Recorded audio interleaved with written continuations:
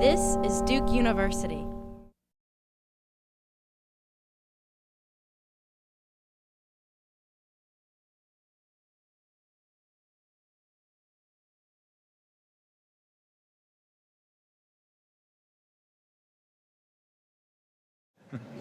Okay, so our closing keynote address will be by Ariel Pablos-Méndez, who is the Assistant Administrator for Global Health at AID and is a longtime colleague of mine in many capacities, and I think has really done a wonderful job in putting global health even more on the map at AID and positioning AID at the center of a lot of important initiatives in global health. And we're delighted he could be with us today. He spent the morning over at our institute, and it was wonderful to see him with the students and having interesting discussion on free market and private sector in China. It was very interesting. So I'm going to invite him to come up and give us a keynote. Ariel? Do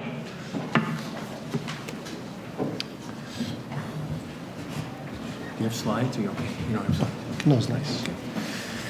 Thank you very much, Mike, and I would like to thank you all for being here, and to thank Duke University for making a difference. I like that motto, but specifically I would like to thank Mike Merson, an old friend and sort of an inspirational mentor in our field, and one of the great leaders in global health. I think you are very lucky to have Michael here, but I'm very pleased to be here, particularly today, as you see it taking off the ground. I mean, it's been a lot of pieces being brought together for something that I expect much from to happen. I also want to thank my colleagues, Alex, of course, who was here before, and indeed his leadership on engaging universities through the Higher Education Solutions Network. Ron, who I don't see him now, but it's cool. It's very cool to have an astronaut in your organization. Wendy, you heard from, our director, Karen, Leek, many other colleagues from USAID who are also here, a testament to the importance for us of this partnership. I have very much enjoyed also my breakfast, talking to some of the innovators, learn some about the projects that you're all doing. But importantly also, as Michael reported, a meeting with some of the faculty at the Institute and the students. They were fantastic over lunch. Great questions, I should say. President Obama, in the recent State of the Union, challenged the world to put an end to extreme poverty. The global health community is committed to that overarching and bold vision. As the leading international development agency, USAID has moved aggressively to set global health goals that match and contribute to that overarching vision. And for us, it's about ending preventable child and maternal deaths. It's about creating an AIDS-free generation. It's about strengthening health systems and country ownership and sustainability in global health. USAID uses the latest research, data. USAID has been driving demographic health surveys, national health accounts, the data source that governments, UN, academics use to understand what's going on in health and monitor progress, which has been important. And this is the basis for us to develop our programs and accomplish the goals that we are after. To a large extent, we know what works, as we have been hearing here. For example, antibiotics to treat pneumonia, very cost effective. Oral rehydration therapy, and the like, vaccines, hand washing, I mean, you name it, so many things that can save lives. They are very low cost, known solutions to address the causes of death for the world's most vulnerable and poor. But there are still gaps and barriers in the delivery of these known solutions, as we have been hearing during this symposium, and that's the need for innovation, for technology, but also for new ways in shaping markets, because that's the way that you get scale and sustainability the best. So while USAID can identify some of the challenges, we need your help and the help of many others to really accomplish these problems. We need partners. It is a world that is changing, and in a world that is changing, our space is changing. The challenges and the opportunities are changing, and that's what I call a very ripe space for innovation. A century ago, our space used to be called tropical medicine or geographical medicine, and it was a few missionaries from churches and academia doing what they could. The Rockefeller was big at that time.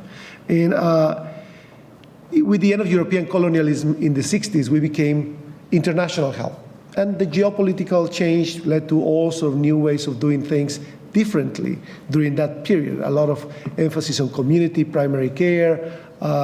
It was the governments who were doing most, and a few UN donors.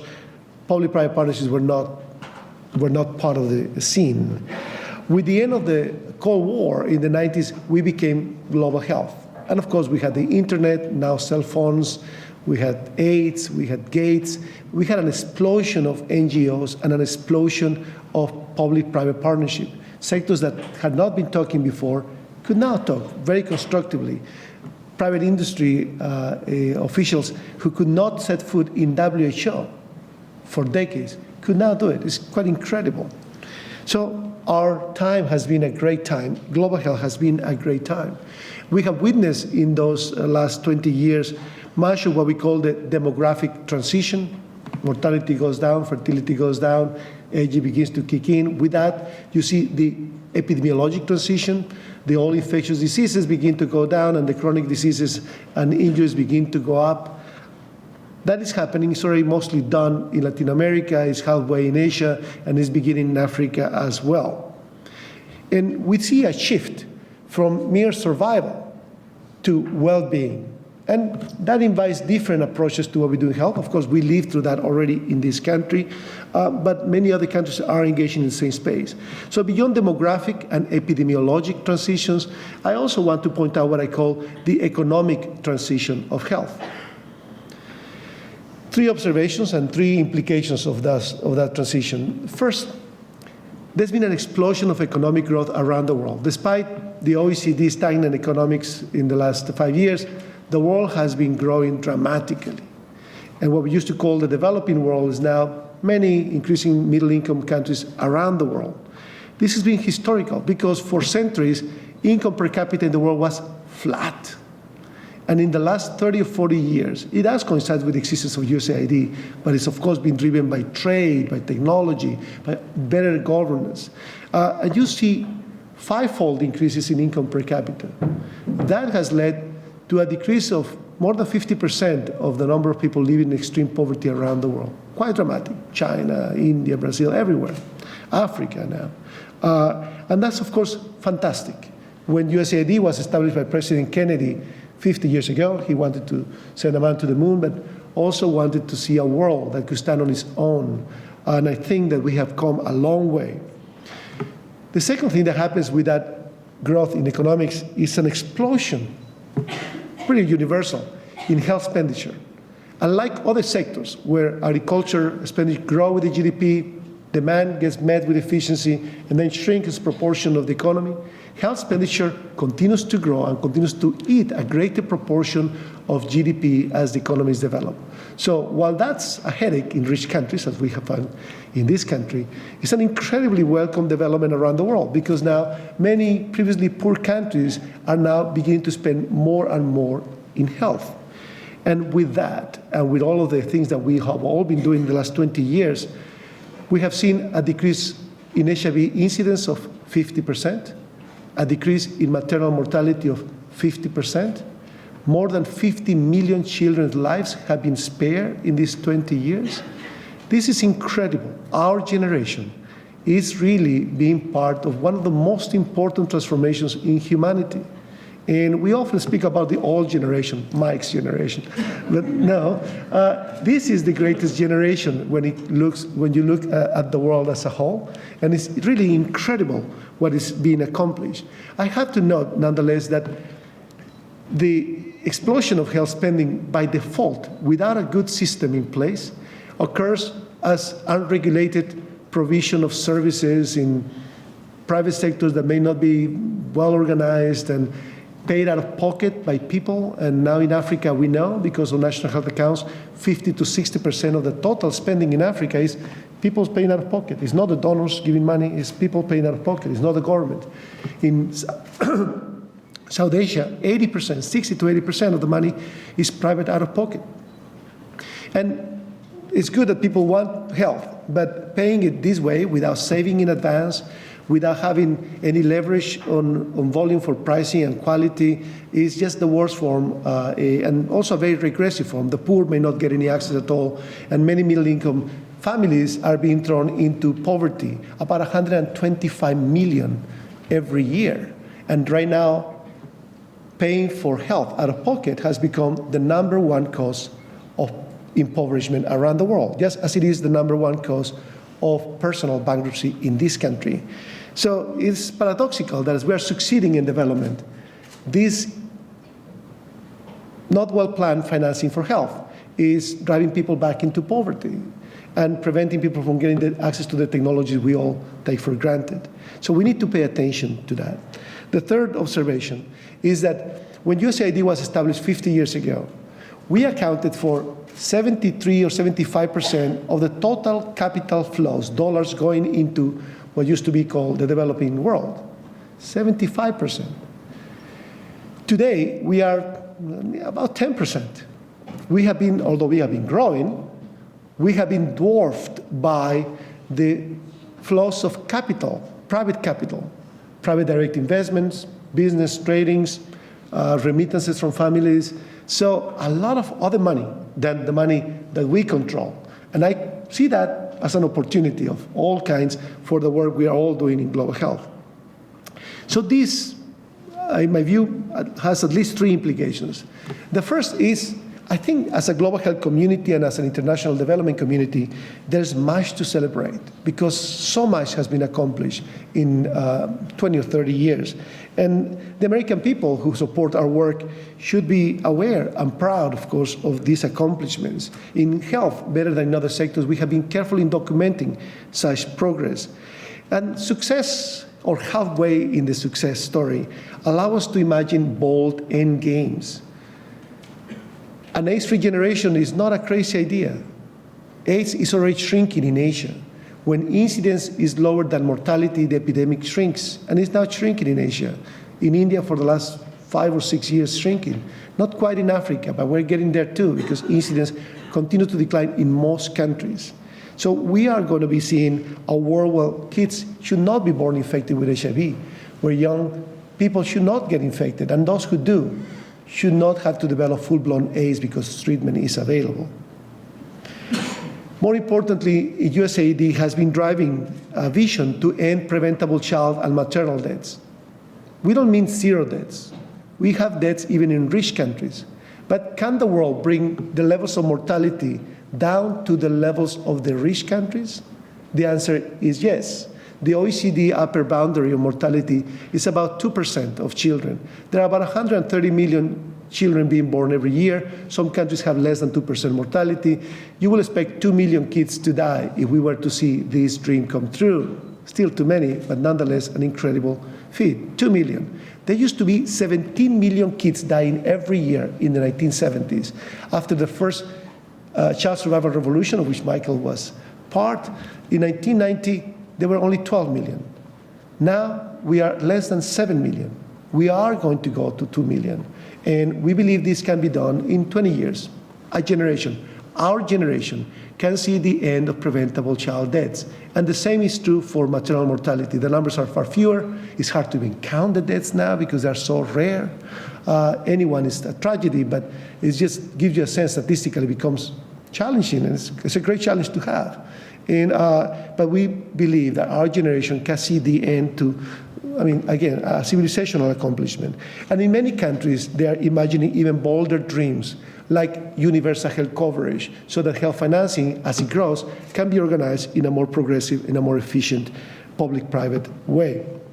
The second implication of all these changes is that developing countries, low and middle-income countries now, are changing themselves. Many of them will need to pay increased attention to the inequalities that will be growing within countries. They will need to pay attention to financial reform and institutional capacity to deliver such, especially those who choose to move, and there are many doing so, moving to universal coverage. And for those at the upper end of these, the BRICS countries, they will be joining ODA efforts, and we just heard what the BRICS have announced, and China increasing resources and so on. Finally, the third implication is for the donor countries, for USAID and many others in this community. In the international space, we need to change the way in which we operate. We have to move, understand that countries are at different stages of this transition, from not having enough to buy basic life service interventions to going above that. And the need changes from delivering basic services to building capacity to technical assistance and throughout innovation. Innovation is important in the poor setting, is important in those settings in which apparently resources are now more available. For that reason, it's key for us to engage all of you, not only in new technologies, but also new service delivery models, and yes, new innovations in financing and in policy will be very important to indeed see scale take place around the world for each stage of development. And this audience knows well, innovation can help produce development outcomes that are quicker, cheaper, and a wider scale. We need thinking at each stage in every angle of what we do. And innovation has the potential to make transformational changes, as we heard before. At USAID, we have adopted an innovation agenda that is has been infused through all we are doing, but mindful of that changing world so that we can be better aimed. We are investing in many game-changing interventions that will dramatically improve health for the poorest. And of course, we don't do it. We do it with you, and we do it with the governments and with our partners. It has to be done together. We are investing in new vaccines. We are investing in new point-of-care diagnostics. We are investing in e-health using mobile, everything that you are also contemplating. But as we heard in the panel earlier today, scaling innovation in global health is not easy. And indeed, many enterprises are meant to fail. But some of those will change the world. And that's why it's important that we don't have a rigid, simplistic, centrally planned approach, but that we engage really new ideas, thinking, free ideas, young ideas, as we heard also today, so that we can indeed do much better. And many of you will be learning some of those. Some of your campuses are an international campus. For many, it will be an opportunity to learn that there are different markets, different cultures, and our work needs to be also be different. To cross the chasm, as some people have called it, the innovations themselves will have to be very efficiently adaptable and tailored to the needs of the end user, and in particular to the poor for our ends. Products will not be accepted or simply not get the desired uptake if they do not take those needs into account. You know all of this. I don't need to emphasize all of this. But it does mean that high-quality demand understanding is becoming more and more important. We need to have solid analysis of the markets and market dynamics, not only what the Minister of Health may want, increasingly is what people, societies want, and because public and private solutions will be part of this space in which we operate. But also the policymakers, we need to understand what their needs and motivations and how to engage them to do the right thing. In Africa, in terms of demand forecasting and market shaping, in Africa today, the pharmaceutical market, Michael asked me to say this, so I will, it's nearly $15 billion already in Africa, probably a bit more. And of that, the global health crowd, USAID, the Global Fund, Gavi, UNICEF, they account for about $3 billion or $3.5 billion on commodities procurement. But that market is probably double to 30 billion or so next decade. We are going to be 10 to 20% of a huge market, but the market is growing faster in the non-global health part. Tylenol, blood pressure pills, you name it. And it's now a space of opportunity because a lot of that can be done better, learning from best practices in procurement, in supply chain, public and private mechanisms. All of that is still not quite there yet in Africa. The next 5 to 10 years, very important opportunity. Now, how are we in USAID addressing these challenges? I mean, Alex pointed out earlier that this administration is very much committed to restoring the agency's position as a global leader in integrating science, technology, and innovation in the practice of development. In the year 2011, the administrator, Dr. Shah, and USAID called for the establishment of a center that Wendy is leading, another Duke alumni, I should point out, for our Bureau of Global Health, to accelerate development, introduction, and scale up of priority global health interventions. We had a huge portfolio of R&D across the various elements, but we want to bring it all together, manage it together, as well as leverage the big supply chains enterprises that USAID manages, because that can help us on the demand side shape innovations as well. So this center, the Center for Accelerating Innovation and Impact, will serve as a hub for scaling up activities of priority global health interventions across our sector in Washington and across our nearly 80-country missions around the world. The center will promote and reinforce innovative business-minded approaches to address key bottlenecks in development, introduction, and scale-up of solutions. And yes, all of that is what we refer to as implementation science and arts, because, as you know, it's not simple, a linear prescription. To address these and other challenges, the center will be engaging many of you, bright minds around the country and around the world, to identify best practices in innovation, in introduction and uptake, market shaping, and so on. Work with the Global Health Bureau's technical offices will help us prioritize existing and new innovations and interventions, and they're always changing and coming up. We have many examples. We hope the center will also be a catalyst to drive innovation and new partnerships, and there's been really a gearing up of partnerships. We have many, but many of those were the traditionals in our Beltway family, but we want to really reach all the way to all the talent that we have in this country and around the world, and this is happening. USAID has been moving to, first of all, get new talent, and almost 2/3 of the staff in USAID have been in the agency less than 4 or 5 years. Likewise, we are changing how we invest to have not only a single big platform in Washington with some partner, large NGO, but also smaller engagements that we can spread around the country, and increasingly more resources going directly to country recipients where the capacity and the transparency is growing, and we are doing more of that as well with government to governments and many others locally. And so we are very much confident that building on a lot of the experience in the agency, we can accelerate the rapid introduction of and access to those priority interventions. We certainly invite you all and to work with our center and with all of our partners to be part of this dramatic transformation in what USAID is trying to do. We have to show results. We have to make it shine. We want not only the politics to be right, but we want to indeed have impact and insights, as we heard before, that we can all leverage going forward. Because we cannot do it alone. USAID cannot do it alone. We have to do it with all of you. If we are going to achieve audacious and sustainable impact, we need those partnerships.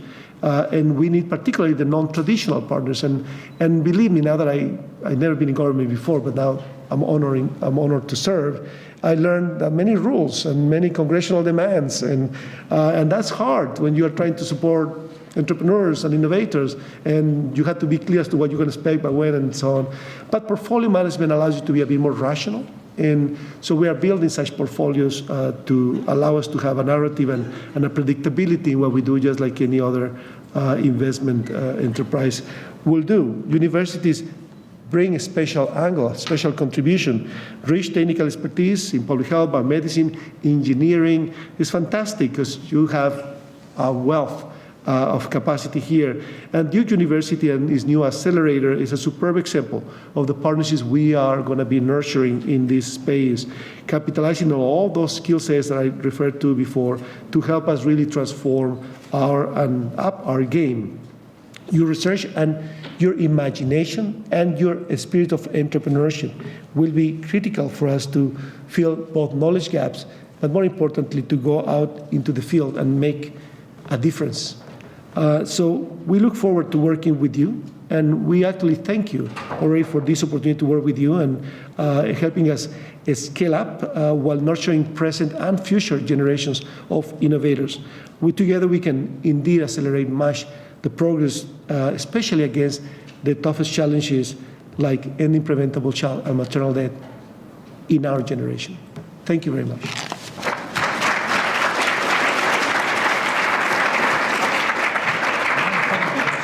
I'll be happy to.